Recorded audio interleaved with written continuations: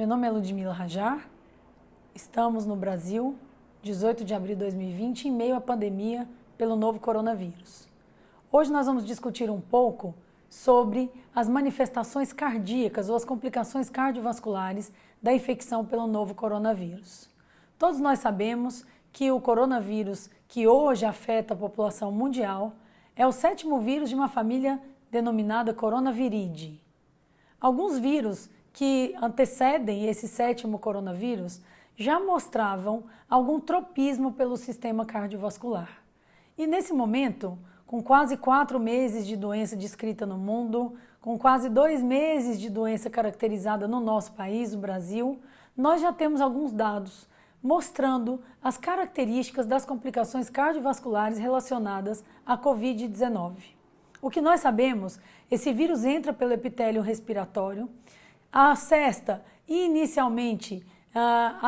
inicialmente nos pulmões e então gera uma crise citocinérgica, uma resposta inflamatória intensa com ativação trombótica, que vão resultar em manifestações sistêmicas dessa doença, cardiovasculares em até 40% dos casos internados, renais em 10 a 30%, e nós podemos observar uma vasoplegia, uma vasodilatação, com necessidade inclusive de vasopressores, que pode culminar com falência multiorgânica em 10 a 30% dos casos dentre os pacientes internados. Quando nós falamos de manifestações cardiovasculares do novo coronavírus, nós devemos entender um pouco de sua fisiopatologia. Alguns estudos de anatomopatologia vêm demonstrando, inclusive, em algumas situações, a toxicidade direta do vírus, a agressão direta do vírus, por exemplo, no miocárdio e nos vasos. Mas, aparentemente, o fenômeno mais comum é o fenômeno de agressão cardiovascular secundária ao processo inflamatório, trombótico e a vasoespasmo. Dessa maneira, do ponto de vista fisiopatológico, o novo coronavírus afeta o sistema cardiovascular por injúria hipóxica, crise citocinérgica e ativação de resposta inflamatória, trombogênese, disfunção endotelial, vasoespasmo e toxicidade direta. Nós sabemos que todo o sistema cardiovascular pode ser afetado. O miocárdio, com descrição de miocardite em 10, 15% dos casos, os vasos coronarianos, com injúria miocárdica não obstrutiva em até 40% dos pacientes, a injúria miocárdica obstrutiva com síndrome coronária aguda, que vem sendo descrita nos últimos tempos, a gente vai discutir isso um pouco. Também a toxicidade do sistema de condução, com a ritmogênese acontecendo em até 20% dos casos, predominantemente a ritmogênese atrial.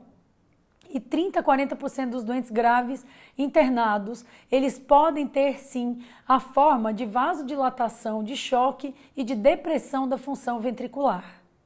Quando nós olhamos esses pacientes de uma maneira geral, nós sabemos que os pacientes que internam, eles têm um perfil fenotípico de biomarcadores que denotam inflamação e trombogênese. E são esses pacientes os mais suscetíveis à injúria ao sistema cardiovascular, que são mediados por marcadores inflamatórios do tipo interleucina 6, ferritina, proteína C reativa. Também são caracterizados pela injúria miocárdica, determinada pela liberação aumentada de marcadores de necrose, como troponina, assim como de biomarcadores que vão demonstrar o estresse miocárdico, como o BNP. Também marcadores de trombogênese, como o dímero D, são extremamente elevados nos pacientes graves e que também são mais suscetíveis à injúria ao sistema cardiovascular. Quando a gente fala de injúria, a liberação aumentada de troponina, mesmo sem sintomas, mesmo sem disfunção ventricular, ela está presente em torno de 40% dos pacientes internados. E isoladamente, a troponinemia elevada é um fator de risco para a mortalidade. E esse doente tem uma chance ainda maior de evoluir mal se a troponinemia elevada ela vem acompanhada já de um antecedente cardiovascular. Isso pode estar relacionado à mortalidade em até 70% desses pacientes.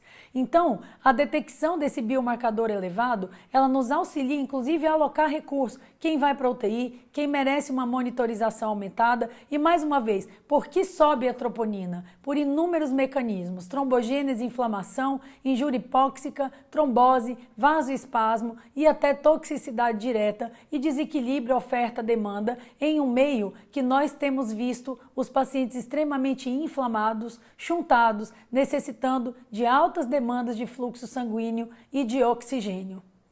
Quando nós passamos para os doentes que têm a injúria miocárdica obstrutiva, nós já temos agora na literatura algumas descrições de infarto agudo do miocárdio. É motivo de uma correspondência do New England dessa semana, uma descrição de 18 casos dos Estados Unidos.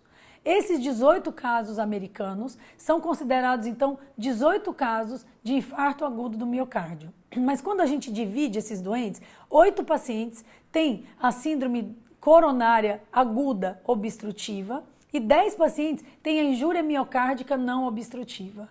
Interessantemente, essa casuística de 18 casos foi relacionada a uma alta taxa de mortalidade, 72%.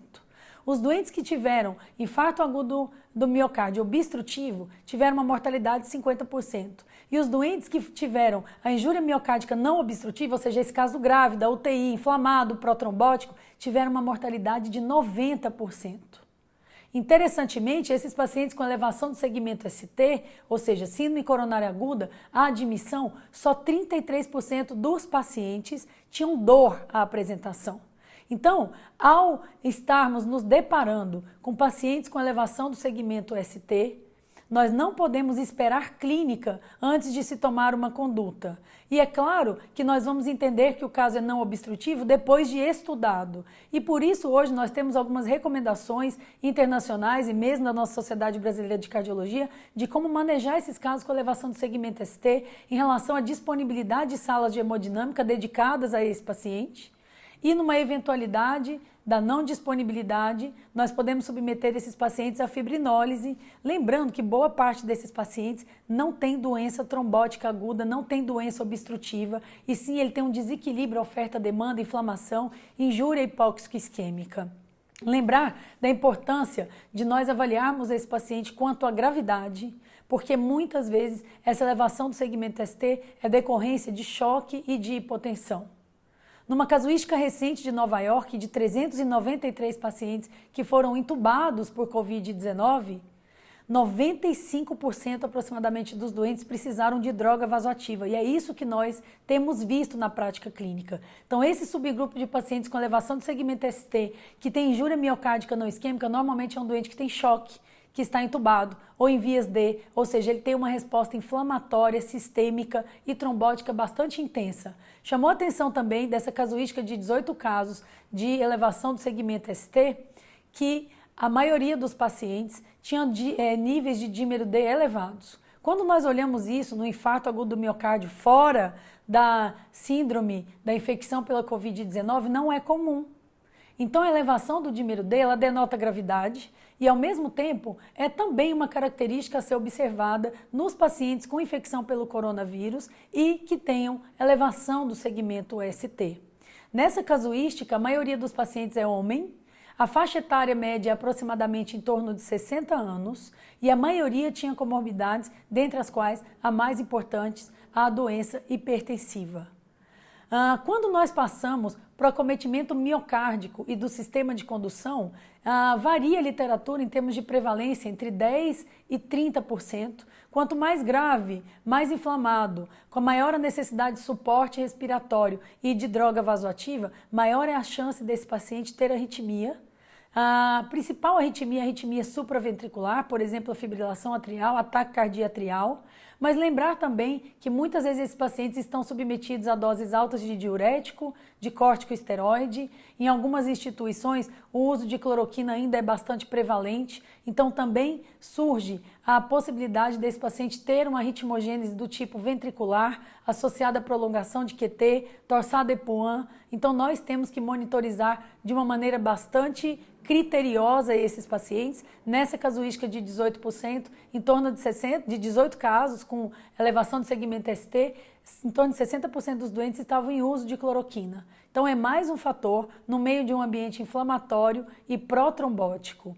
É claro que nós não temos dados ainda suficientes para denotar hipóteses, efeitos causais, eventuais tratamentos, mas já são descrições suficientemente importantes para nos colocar bastante atentos às manifestações cardiovasculares desses pacientes, que são complicações frequentes, aumentam a gravidade e nesse momento vão resultar em uma avaliação personalizada e individualizada desses pacientes. Ponto número 1, evitar hipotensão. Esse paciente, ao chegar na emergência com hipotensão, imediatamente ligue vasopressor, mesmo que em veia periférica com cuidado. O vasopressor de escolha é a norepinefrina. Segundo, adeque a volemia e o nível de hemoglobina para cada situação. Não tem uma recomendação geral, porque cada paciente depende de oferta e demanda de oxigênio, depende da circunstância hemodinâmica atual, mas muitas vezes o doente em choque fica a impressão de que, assim do desconforto respiratório, você tem que fazer balanço negativo, e isso tem que ser visto com muita cautela, de uma maneira personalizada e individualizada, porque a hipovolemia e hipotensão podem sim desencadear uma síndrome coronária aguda e uma complicação cardiovascular que vão aumentar a gravidade desse paciente. Lembrar de adequação do nível de hemoglobina, isso é individual. Na sepse comum, no choque séptico, um nível de hemoglobina de 7, ele é tão seguro quanto 9. Nós não entendemos bem ainda toda essa síndrome de disfunção endotelial, de ativação trombótica dessa doença. Existem algumas hipóteses de uma alteração, inclusive, de oxigênio e hemoglobina na proteína M. Isso tem sido discutido. Então, mais uma vez, lembrar da individualização do nível de hemoglobina num paciente cardiopata que se apresenta instável. Lembrar de avaliar a perfusão clínica e a perfusão laboratorial, por exemplo, por meio da avaliação dos níveis de lactato. Tudo isso tem que ser levado em consideração quando a gente avalia esse paciente. Bom, a vaga de unidade de terapia intensiva, quanto mais rápida e mais segura, esse paciente deve ser transferido nessas condições clínicas. E uma vez que eu estabilizei a hemodinâmica, ajustei a volemia, introduzi vasopressor, acertei o nível de hemoglobina, sim, esse paciente tem que ser monitorizado em relação à dosagem dos biomarcadores, avaliação ecocardiográfica. Nesta semana, ontem, nós publicamos um artigo brasileiro, no Arquivos Brasileiros de Cardiologia, com vários autores de vários locais do Brasil, recomendando, baseado no que nós temos até agora, em um consenso de especialistas, um algoritmo de avaliação cardiovascular.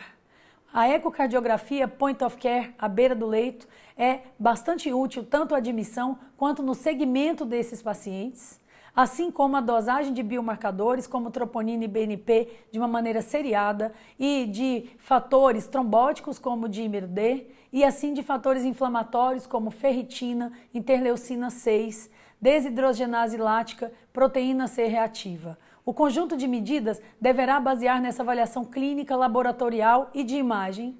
E sim, ainda fazendo medicina personalizada, porque até o momento, com menos de 4 meses da doença no mundo, com menos de 2 meses na doença no Brasil, nós temos descrições, possíveis associações, mas ainda nada muito consistente no que se refere à intervenção terapêutica capaz de mudar a evolução. Muito obrigada.